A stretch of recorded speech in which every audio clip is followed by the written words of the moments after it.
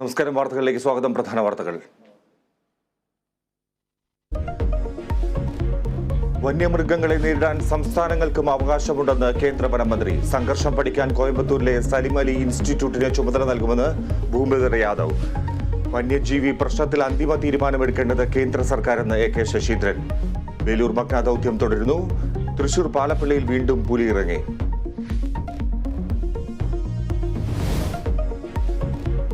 സ്ഥാനാർത്ഥി ചർച്ചകൾക്കായി CPI executive യോഗം തിരുവനന്തപുരത്ത്. തൃശൂരിൽ VS സുനിൽകുമാറും മാവേലിക്കരയിൽ അരുൺകുമാറും സ്ഥാനാർത്ഥിയായേക്കും.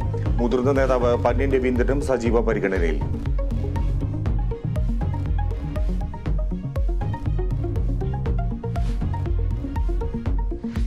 എല്ലാ മണ്ഡലങ്ങളിലും അഭിമാന പോരാട്ടമെന്ന് CPI.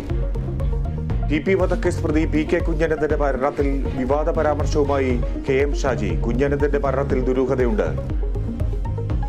കുറച്ചാളുകളെ കൊല്ലാൻ വിടും, അവര് കൊന്നുകഴിഞ്ഞ് വരും. കുറച്ചു കഴിഞ്ഞ് ഇവരിൽ നിന്നും രഹസ്യം ചോർന്നേക്കുമോ എന്ന ഭയം വരുമ്പോൾ ചന്ദ്രശേഖർ കൊലപാതക കേസിൽ നേതാക്കന്മാരിലേക്ക് എത്താൻ കഴിയുന്ന ഏക കണ്ണി അത് കുഞ്ഞനന്ദനാണ്. ആരോപണം തള്ളി കുഞ്ഞനന്ദന്റെ മകൾ. കുഞ്ഞനന്ദനെ കൊന്നത് UDF സർക്കാരെന്ന് മകൾ ഷബ്ന. തിരുവനന്തപുരം പേട്ടയിൽ 2 വയസ്സുകാരിയെ കാണാതായ സംഭവത്തിൽ DNA പരിശോധന. കുട്ടിയുടെയും മാതാപിതാക്കളുടെയും സാമ്പിൾ ശേഖരിച്ചു. നടപടി യഥാർത്ഥ രക്ഷിതാക്കളാണോ ഒപ്പമുള്ളത് എന്നറിയാൻ അന്വേഷണം കഴിയുന്നതുവരെ തലസ്ഥാനത്ത് തുടരണമെന്ന് ബന്ധുക്കൾക്ക് നിർദ്ദേശം. ഇടുക്കിയിൽ വീണ്ടും കയ്യേറ്റമൊഴിപ്പിക്കൽ. ചിന്നക്കനാൽ സൂര്യനെല്ലിയിലെ 3 ഏക്കർ ഭൂമിയും റിസോർട്ടും ഒഴിപ്പിച്ചു.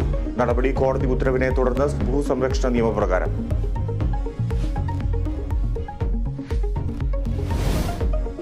മലപ്പുറത്ത് 17-കാരിയുടെ മൃതദേഹം ചാലിയാറിൽ കണ്ടെത്തിയതിൽ കരാട്ടെ അധ്യാപകൻ പിടിയിൽ. അറസ്റ്റിലായത് ഊർക്കടവ് സ്വദേശി സിദ്ദീഖ് അലി. നടപടി പെൺകുട്ടിയെ പീഡനത്തിന് ഇരയാക്കിയെന്ന കുടുംബത്തിന്റെ പരാതിയിൽ.